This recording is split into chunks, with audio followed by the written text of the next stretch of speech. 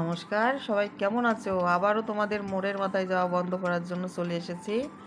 নিয়ে আসলাম কয়টা চিড়ে ভিজিয়ে রেখে দিলাম, জল ঝরাইয়ে। চিড়েটা নরম হয়ে গেছে, তার মধ্যে এক মুঠ পেঁয়াজ, কাঁচা ঝাল, হলুদ, লবণ, জিরের গুঁড়ো, তারপরে একটু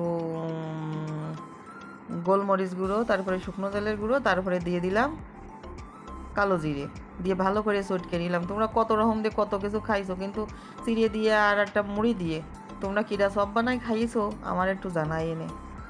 আর একটুখানি দিয়ে দিলাম চালের গুঁড়ো, আটার গুঁড়ো, ময়দার গুঁড়ো, যা তোমার ঘরে থাকে তাই দিয়ে দিয়ে নে। তো সেটা তোমাকে দেখাতে আর মনে ছিল না। এবার দিয়ে দিলাম কড়াইতে হাঁটুখানিক তেল, দিয়ে তার মধ্যে একটা দুটো করে ওই সব নামাই দিলাম। তো সব বাপু তোমরা যেরম ইচ্ছে সেরম ডিজাইনেরে বানাই এনে, আমি এরম স্যাপটা স্যাপটা বানাইছি। দেখে মনে আছে চিংড়ি মাছের সব, কিন্তু না, চিংড়ি মাছের সব না, পেঁয়াজ বেশি করে দিয়া ওই জন্য ওই রকম মনে আসছে। আর কেটে নিলাম তার সাথে শশা। যে কোনো চপ পাকোড়ার সাথে একটু শশা হলে কিন্তু ভালোই জমে। শশা, পেঁয়াজ, তারপরে একটু সস। সস অবশ্য নেই, কাসুন আছে, তা দিলাম না। এই দিয়ে এখন চালাইনি আর কি করা।